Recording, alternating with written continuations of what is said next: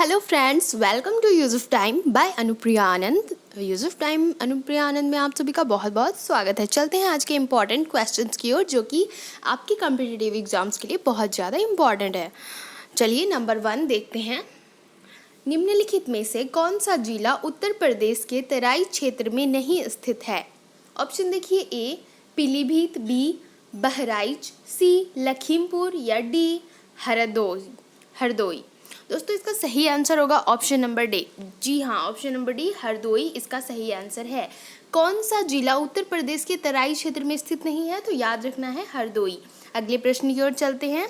अगर आपने अभी तक use of time by Anupriya Anand को सब्सक्राइब नहीं किया तो जल्दी से सब्सक्राइब कर दीजिए, डेली अपडेट रहने के लिए और किसी भी परीक्षा की तैयारी कर रहे हैं तो उसमें सफल होने के लिए। नंबर 2 देखिए, सत्याग्रही को सत्याग्रह करने के लिए सबसे पहले कब जेल हुई थी?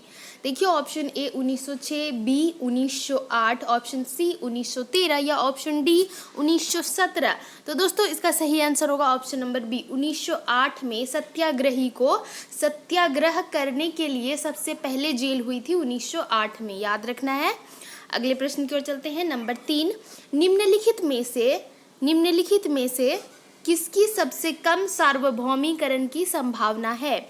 ऑप्शन देखिए, ए श्रम शक्ति का चयन, बी पूंजीगत कार्यों की स्थापना, सी निवेश के साधन जुटाना या डी ढांचागत सुविधाओं को बढ़ाना। दोस्तों इसका सही आंसर होगा ऑप्शन नंबर बी। जी हाँ, इसका सही आंसर होगा ऑप्शन नंबर बी, पूंजीगत कार्यों की स्थापना। ये इसका सही आंसर है, याद रखना है। और अगर आप यूज ऑफ टाइम से जुड़े हैं तो बिल्कुल, अगर आपको वीडियो अच्छा लगता है तो लाइक ज़रूर कीजिएगा। लाइक करने से मुझे बहुत अच्छा लगता है और कमेंट में बताइएगा कि आपको वीडियो कैसा लगा। अगले प्रश्न की ओर चलते हैं। नंबर 4, निम्नलिखित में से कौन सा विश्व व्यापार में गैर सीमा शुल्क अवरोध नहीं है? ऑप्शन देखिए, ए मात्रा प्रतिबंध निर्धारण, बी विनिर्माण के श्रम के मानकों की स्थापना करना, ऑप्शन सी आयात शुल्क की दर का एकरूपता से निर्धारण या ऑप्शन नंबर डी वस्तुओं की गुणवत्ता से संबंधित प्रतिबंध है। दोस्तों देखिए, इसका सही आंसर होगा ऑप्शन नंबर सी। जी हाँ, आयात शुल्क की दर का एकरूपता से निर्धारण, ये इसका सही आंसर है, याद रखना है। कौन सा विश्व व्यापार में गैर सीमा शुल्क अवरोध नहीं है? तो आयात शुल्क की दर का एकरूपता से निर्धारण, ये इसका सही आंसर है। अगले प्रश्न की ओर चलते हैं। नंबर 5 देखिए, निम्नलिखित में से कौन सा कार्बोहाइड्रेट है? Option A nylon, B cane sugar, C turpentine, option D hydrogen peroxide. दोस्तों अगर आप यूज़ ऑफ टाइम से जुड़े हैं तो आपको ज़रूर पता होगा, और अगर आपने अभी तक यूज़ ऑफ टाइम को सब्सक्राइब नहीं किया, use of time by Anupriya Anand को, तो जल्दी से सब्सक्राइब कर दीजिए और अपने दोस्तों के साथ शेयर कीजिए और मुझे कमेंट में बताइएगा कि वीडियो लगता कैसा है। और मेरे द्वारा डाली गई पिछले वीडियो की जो लिंक है वो मैं डिस्क्रिप्शन में डाल चुकी हूँ। आप नीचे जाकर डिस्क्रिप्शन में मेरी वीडियो के लिंक देख सकते हैं और आई बटन पर ऊपर आपको मिल जाएगा मेरे वीडियो का जो भी शो कर रहा होगा आपको अभी ऊपर, वो आप टच करके आई बटन में भी देख सकते हैं वीडियो को। चलिए इस प्रश्न का आंसर जानते हैं। इस प्रश्न का आंसर होगा ऑप्शन नंबर बी। जी हाँ, केन शुगर इसका सही आंसर है। कौन सा कार्बोहाइड्रेट है? तो केन शुगर कार्बोहाइड्रेट है। ओके, अगले प्रश्न की ओर चलते हैं। नंबर 6, यदि एक पेड़ है जिसके तने का अनुप्रस्थ परिच्छेद करने पर 50 घेरे दिखाई देते हैं तो इस पेड़ की आयु कितनी होती है? ऑप्शन ए 50 महीने, बी 5 वर्ष, सी 25 वर्ष या डी 50 वर्ष। इसका सही आंसर होगा 50 वर्ष, जो कि ऑप्शन नंबर डी है। जी हाँ, यदि एक पेड़ है जिसके तने का अनुप्रस्थ परिच्छेद करने पर 50 घेरे दिखाई देते हैं तो इस पेड़ की आयु कितनी वर्ष होती है? इसका सही आंसर होगा 50 वर्ष। जी हाँ, अगले प्रश्न की ओर चलते हैं। नंबर 7 देखिए, प्याज निम्नलिखित में से किसका विकसित रूप है? ऑप्शन ए पत्ता, बी जड़, सी तना या डी इनमें से कोई नहीं। दोस्तों इसका सही आंसर होगा ऑप्शन नंबर ए। जी हाँ, पत्ता। यहाँ पर रॉन्ग हो गया है, टाइपिंग मिस्टेक हो गया, पत्ता होगा। इसका सही आंसर पत्ता होगा। प्याज किसका विकसित रूप है? तो पत्ता का। अगले प्रश्न की ओर चलते हैं। नंबर 8, मक्के के परागन कैसे होते हैं? मक्के में परागन कैसे होते हैं? ऑप्शन देखिए, ए स्वपरागन से, बी कीड़ों द्वारा संकरण परागन से, सी हवा द्वारा संकरण परागन से, या डी वर्षा द्वारा संकरण परागन से। दोस्तों देखिए, इसका सही आंसर होगा ऑप्शन नंबर सी, हवा द्वारा संकरण परागन से मक्के में परागन होती है। किसमें? मक्के में। क्या के द्वारा? हवा द्वारा संकरण परागन होती है। याद रखना है, VVI क्वेश्चंस हैं ये सब। अगले प्रश्न की ओर चलते हैं। नंबर 9, वह कौन सा खेल है जिसमें टाइगर वुड्स विख्यात है? ऑप्शन ए देखिए, बास्केटबॉल, बी फुटबॉल, सी गोल्फ, या डी पोल वॉल्ट। दोस्तों इसका सही आंसर होगा ऑप्शन नंबर सी, जी हाँ, गोल्फ। गोल्फ इसका सही आंसर है। वह कौन सा खेल है जिसमें टाइगर वुड्स विख्यात है? तो गोल्फ। ओके, याद रखना है। अगले प्रश्न की ओर चलते हैं। नंबर 10, स्वतंत्र भारत के प्रथम कैबिनेट में से किसे बड़े पैमाने पर लोगों का धर्म परिवर्तन करवाया था? ऑप्शन देखिए, A doctor SP Mukherjee, B doctor John Mathai, C Sardar Baldev Singh, या डी डॉक्टर BR अम्बेडकर। इसका सही आंसर होगा ऑप्शन नंबर डी, जी हाँ, डॉक्टर BR अम्बेडकर इसका सही आंसर है। स्वतंत्र भारत के प्रथम कैबिनेट में से किसने बड़े पैमाने पर लोगों का धर्म परिवर्तन करवाया था? डॉक्टर BR अम्बेडकर ने। अगले प्रश्न की ओर चलते हैं। नंबर 11 देखिए, कॉस्मोस के लेखक कौन थे? Option A Carl Sagan, B Isaac Asimov, C Arthur C Clarke, या डी माइकल क्रिस्टन। दोस्तों इसका सही आंसर होगा ऑप्शन नंबर ए, जी हाँ, कार्ल सागन इसका सही आंसर है।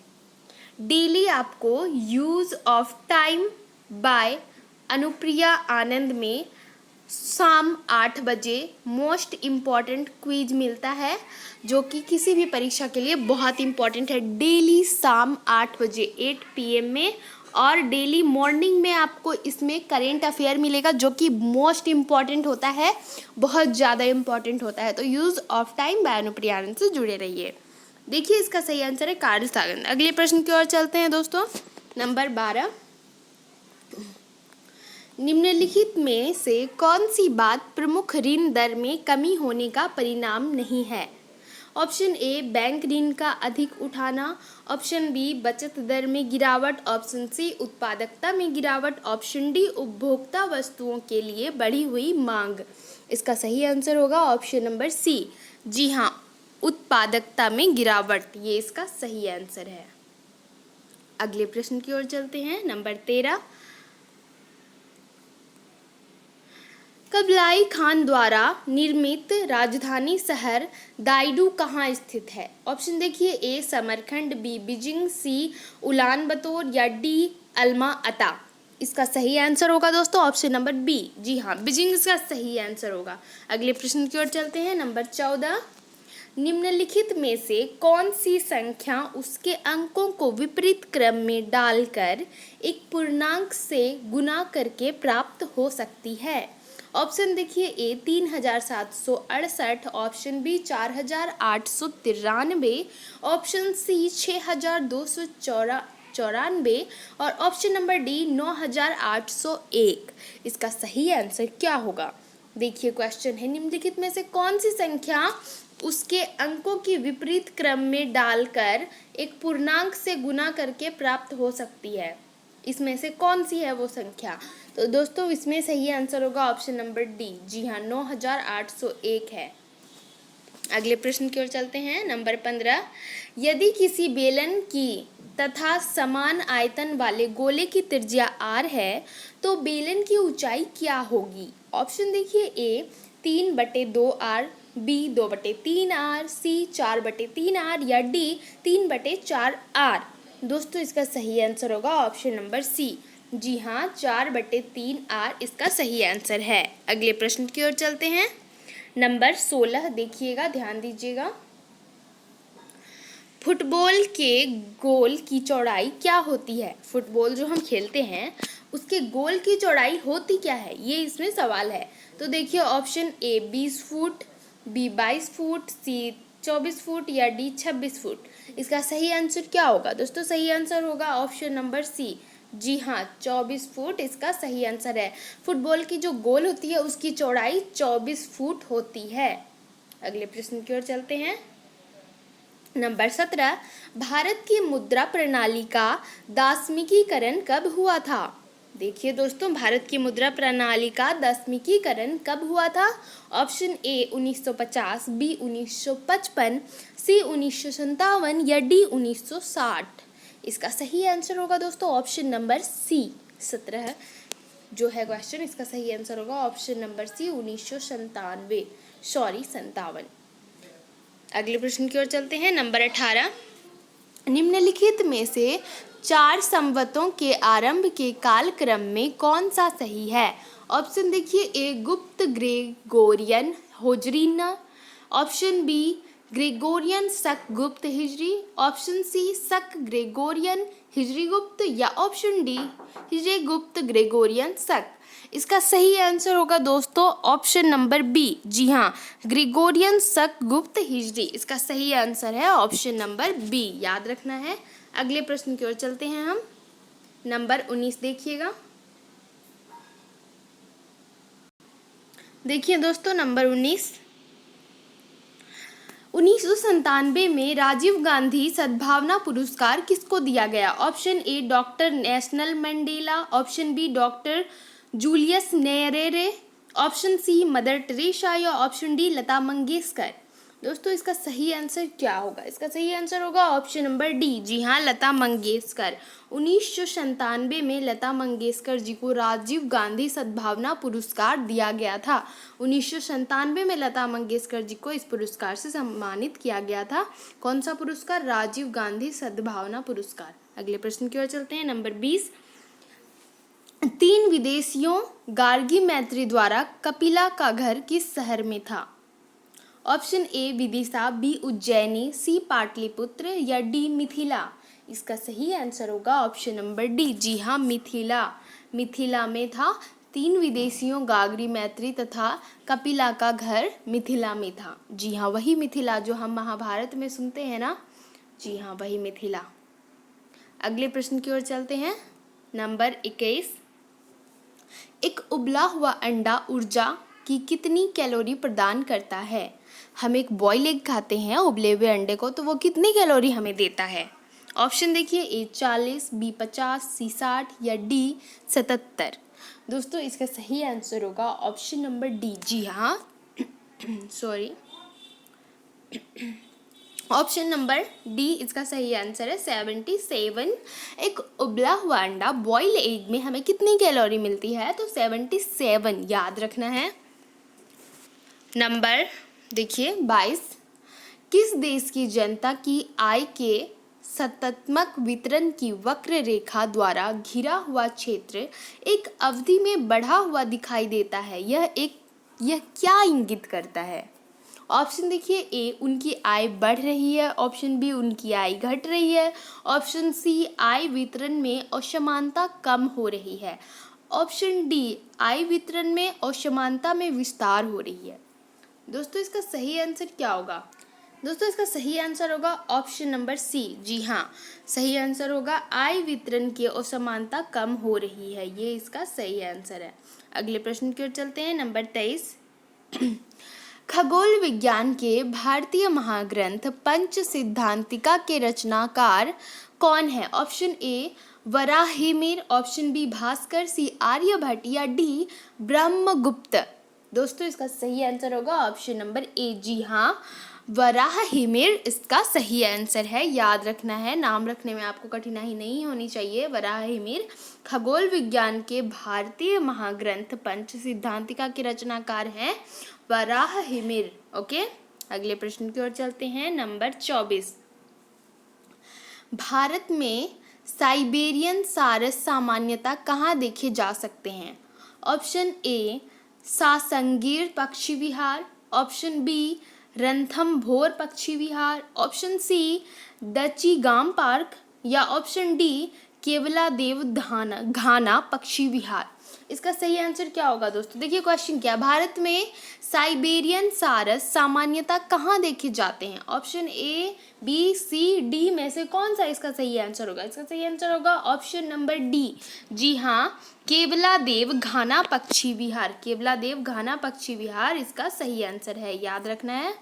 अगले प्रश्न की ओर चलते हैं। नंबर 25, कबीर हिंदी की किस स्थानीय भाषा को लिखते थे? ऑप्शन देखिए, ए अवधी, बी भोजपुरी, या सी ब्रिज भाषा, या डी मैथिली भाषा।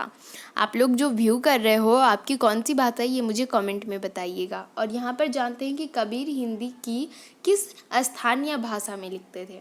दोस्तों इसका सही आंसर होगा ऑप्शन नंबर ए। जी हाँ, वो अवधी भाषा में लिखते थे, अवध भाषा में।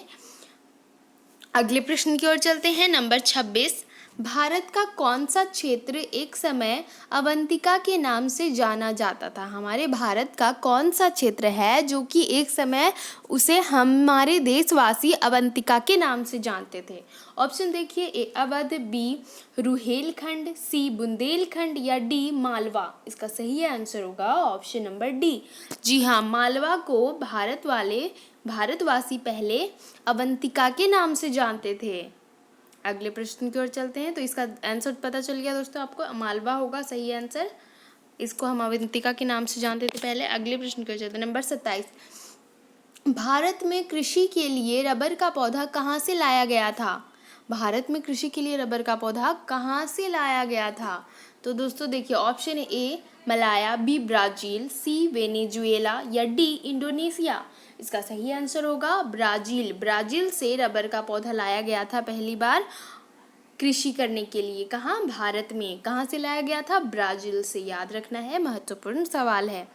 दोस्तों ये हमारा आज का अंतिम प्रश्न था। वीडियो अगर आपको अच्छा लगा हो तो लाइक ज़रूर कीजिएगा, अपने दोस्तों के साथ शेयर ज़रूर कीजिएगा। मोस्ट इम्पॉर्टेंट, शेयर करना ना भूलें और लाइक करना ना भूलें। अगर अभी तक आपने सब्सक्राइब नहीं किया तो कोई बात नहीं, हो जाती है भूल, आप वीडियो देखने में भूल गए होंगे, तो इसलिए अभी जाकर फटाफट सब्सक्राइब कीजिए ये रेड बटन को दबाकर, और बगल में जो बेल आइकन दिख रहा है उसे दबाएंगे तो मेरे द्वारा डाली गई डेली के वीडियो की नोटिफिकेशन आप तक पहुँचेगी। हर रोज़ सुबह करेंट अफेयर, हर रोज़ शाम 8 बजे 8 PM में most important GK general awareness quiz मिलेगा आपको, जो कि हर कॉम्पिटिटिव एग्जाम्स के लिए इंपॉर्टेंट होता है। Thank you, thanks for watching my video.